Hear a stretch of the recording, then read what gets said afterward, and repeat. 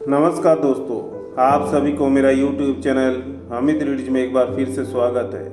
Video को शुरू करने से पहले आप सभी से निवेदन है कि मेरा चैनल को जरूर लाइक, शेयर और सब्सक्राइब कर दीजिएगा। आज हम मॉर्गन हाउसेल के द्वारा लिखी गई किताब द साइकोलॉजी ऑफ मनी के बारे में आपको बताएंगे। पहला, पैसे का मनोविज्ञान। ये पुस्तक बताते हैं कि पैसा कैसे कमाना और बचाया जाए।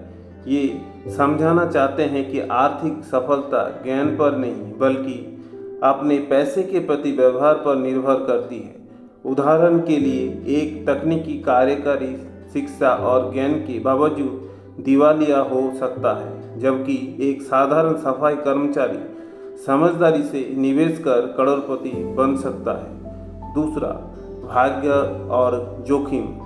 हाउसेल बताते हैं कि सफलता में भाग्य और जोखिम दोनों महत्वपूर्ण होते हैं। एक व्यक्ति की सफलता या असफलता की पूरी तरह से उसके प्रयासों या बुद्धिमत्ता पर आधारित नहीं कहा जा सकता है। तीसरा, अमीर बनना बनाम अमीर बने रहना।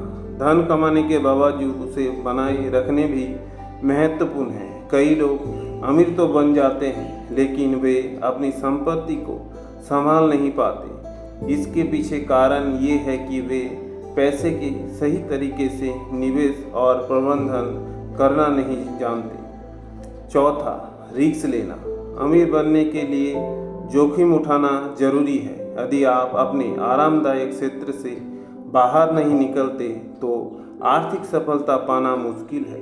उसके लिए लगातार प्रयास और असफलताओं से सीखना आवश्यक है। पांचवा, कोई भी मूर्ख नहीं है। बहुत से लोग अपने पैसे के साथ मूर्खतापूर्ण व्यवहार करते हैं, लेकिन इसका मतलब ये नहीं है कि यदि उसका आर्थिक स्थिति सुधरने का तरीका है, ये उसका हिसाब से एक तर्कसंगत निर्णय होता है, भले ही दूसरे को पागलपन लगे।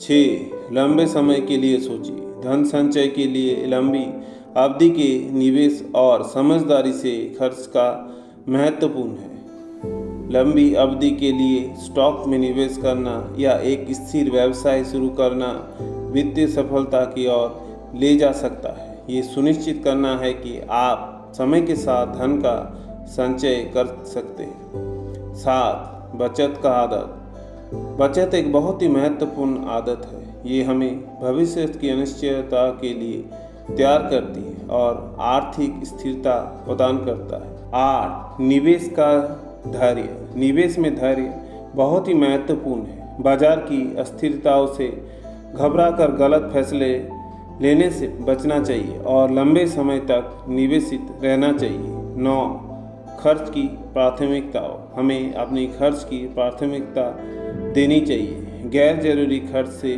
बचकर हमें अपने आर्थिक लक्ष्यों को जल्दी प्राप्त कर सकते हैं। 10, शिक्षा और सीखना। वित्तीय शिक्षा और निरंतर सीखना बहुत ही महत्वपूर्ण है। इसके माध्यम से हम अपने पैसों को बेहतर तरीके से प्रबंधित कर सकते हैं। मुख्य संदेश। पैसे के मनोविज्ञान हमें ये सिखाते हैं कि वित्तीय सफलता सिर्फ तकनीकी ज्ञान पर आधारित नहीं है, बल्कि हमारी मानसिकता, धैर्य और व्यक्तिगत अनुभव पर भी निर्भर करती है। हमें अपने वित्तीय निर्णय को समझदारी और लंबे अवधि के नजरिए से लेना चाहिए। धन्यवाद।